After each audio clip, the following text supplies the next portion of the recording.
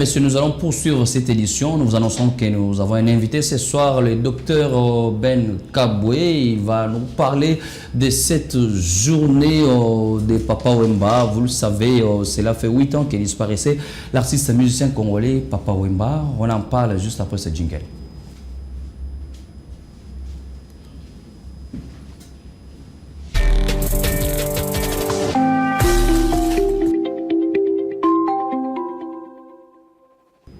Docteur Kaboué, bonsoir. Bonsoir Christian, un grand plaisir de se revoir après tant d'années. Vraiment, il fallait que ces jours arrivent pour que nous puissions en discuter.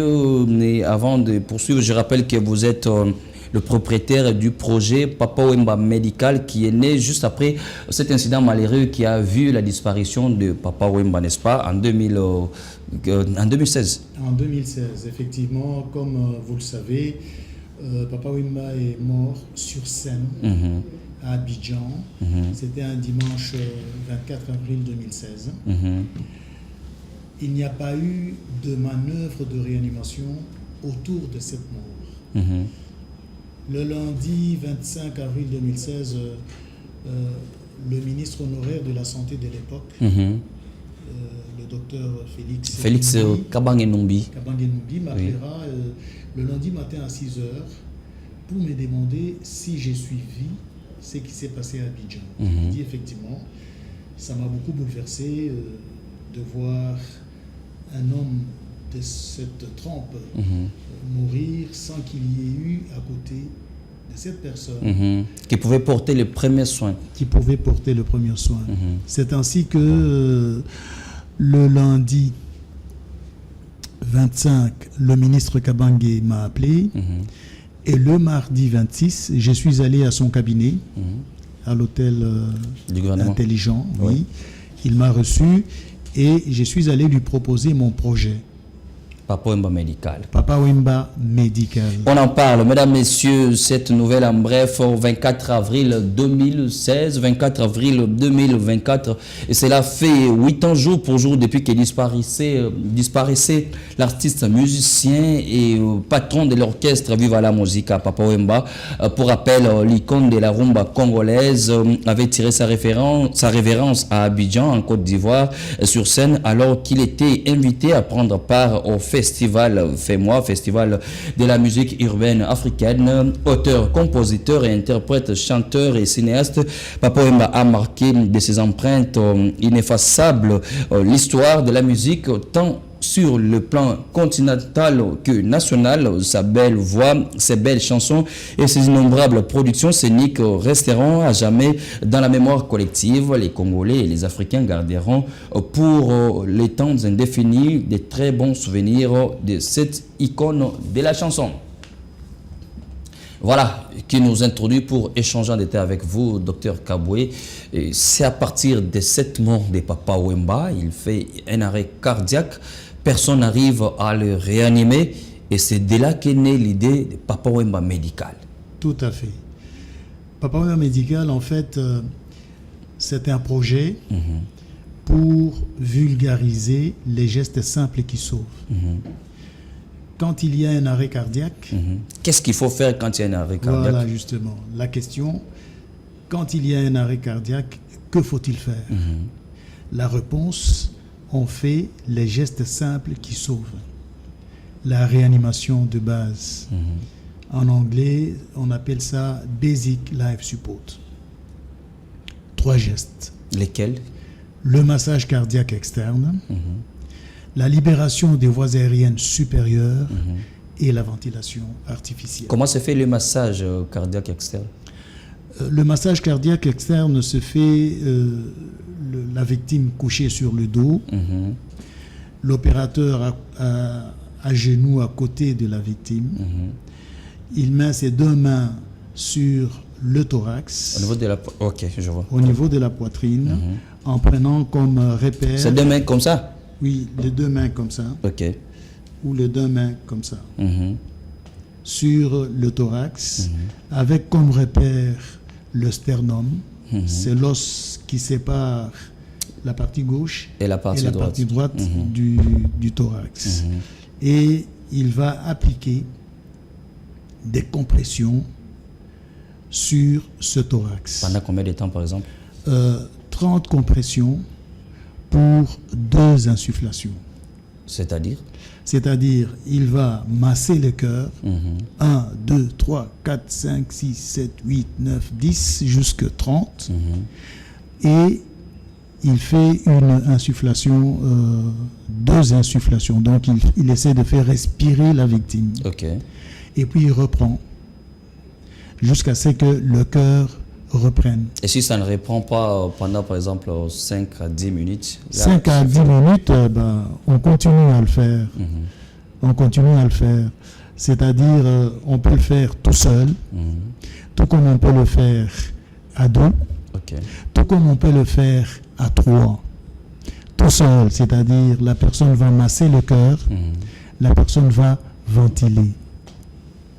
Quand ils sont à 2, une personne va masser, la deuxième personne va ventiler. Aujourd'hui... Là, déjà, ce sont les 2 gestes. Les 2 gestes. Aujourd'hui, on peut avoir une 3e personne qui vient. La 3e personne qui vient, d'habitude, elle doit venir avec un appareil qu'on appelle un défibrillateur.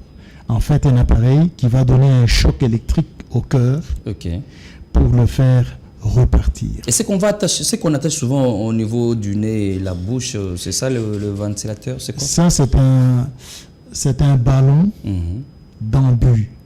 C'est un ballon qui permet de donner la ventilation à la victime. Prenons le cas d'un bébé, parce que la réalité est qu'on doit appliquer la force avec les 2 paumes de main pour savoir récupérer le souffle de la victime ou de la personne souffrante. Mais pour un bébé, lorsqu'on applique les 2 mains, vous ne trouvez pas que ça risque de fragiliser les côtes de l'enfant? Tout à fait. Si vous prenez le bébé, vous faites la réanimation comme pour l'adulte, vous allez écraser son thorax. Vous allez briser ses côtes.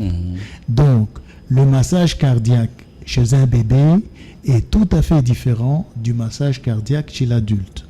Comment on le fait? Pour le bébé, vous le prenez dans vos 2 mains, avec le 2 pouces. Les 2 pouces, oui.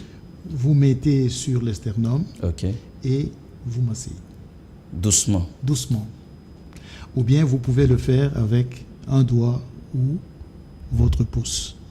Le projet Papa Wemba médical aussi, il existe. Ce n'est pas moins de 5 ans déjà aujourd'hui. Ça peut être 6 à 7 ans si je ne me trompe pas. Oui. Mais pourquoi jusqu'à aujourd'hui ce n'est pas vulgarisé? Est-ce que ce sont vos contacts avec le gouvernement ou bien vous n'avez pas été en contact avec, par exemple, ceux qui gèrent le patrimoine de Papa Wemba? Parce que dans ce projet, vous utilisez le nom de Papa Wemba. Oui, j'utilise le nom de Papa Wemba. J'avais été en contact avec une de ses filles. Mais le contact n'a pas abouti. Donc il était question quand même que je puisse les rencontrer pour parler. J'utilise les noms pas comme musicien. Le projet, c'est de vulgariser les gestes simples qui sauvent, avec cette idée que demain, aucun artiste, aucune personne qui est victime d'un arrêt cardiaque ne puisse mourir comme lui, vulgariser les gestes. Si on comprend bien, votre objectif principal, c'est que chaque Congolais, chaque citoyen ait au moins une idée générale sur le premier geste qui sauve en cas d'un arrêt cardiaque. Partout, cela peut arriver même à l'église. Christian, c'est l'objectif. L'objectif, nous avons eu un premier arrêt dans ce pays, c'est le 30 juin 1960. Le 30 juin 1960, le jour de l'indépendance? Très bien, ça c'est le premier arrêt. On a eu un 2e arrêt, c'est le 50aire. Ça va contextualiser quoi? Ça contextualise le temps. Nous aurons un 3e arrêt, c'est le 30 juin 2060. Ce pays aura 100 ans comme pays indépendant souverain. Mais dans mon objectif à moi, dans ma vision, c'est pas le docteur Kabwe qui compte. C'est par exemple ce petit enfant de 3 ans aujourd'hui. Si vous lui ajoutez 36 ans, il aura 39 ans en 2060. Donc, l'idée, c'est de faire en sorte que Si nous pouvons arriver en 2060, dans la ville-province de Kinshasa, avoir 5%, pourquoi pas 10%, pourquoi des pas personnes capables de sauver la vie des autres. Des personnes capables de faire correctement les gestes qui sauvent.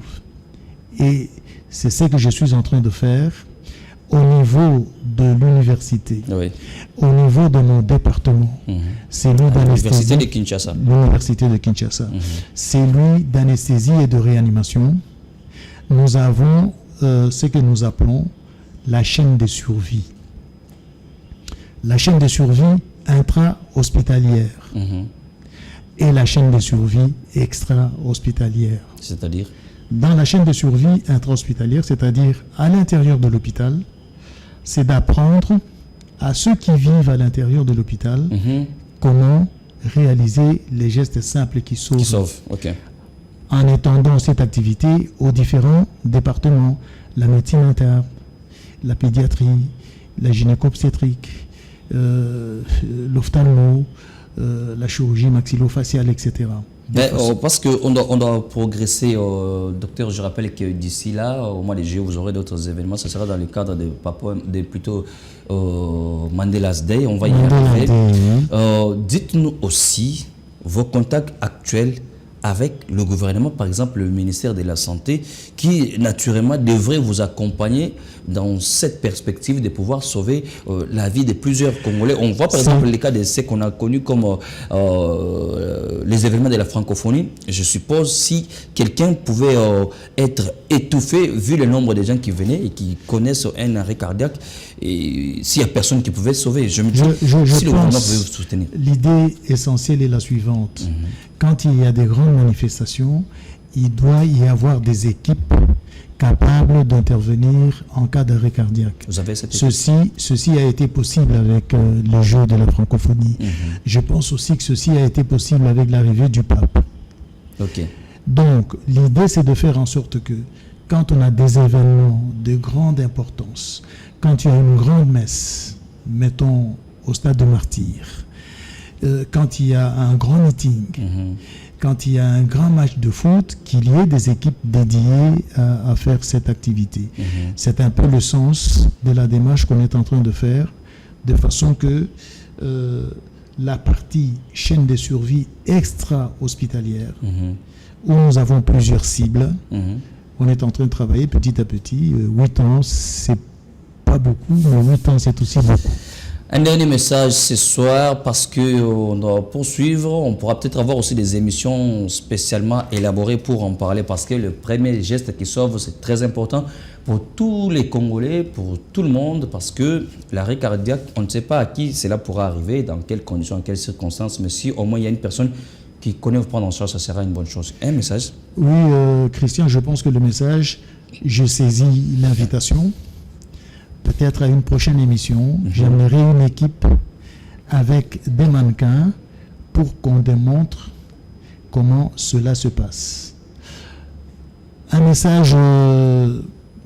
Peut-être le président de la République, parce que lui qui veut la couverture santé universelle, peut-être qu'il pourra aussi être intéressé par votre projet. Je ne voudrais pas m'adresser au président de la République. Je pense que nous, ce qui nous intéresse... Vous avez déjà écrit au service de la présidence? Non, ce n'est pas nécessaire. Ce qui est nécessaire, c'est ce que nous sommes en train de faire petit à petit, et demain, ça va prendre... OK. Ce que je veux dire, comme vous venez de le souligner, moi je suis un Mandela Day.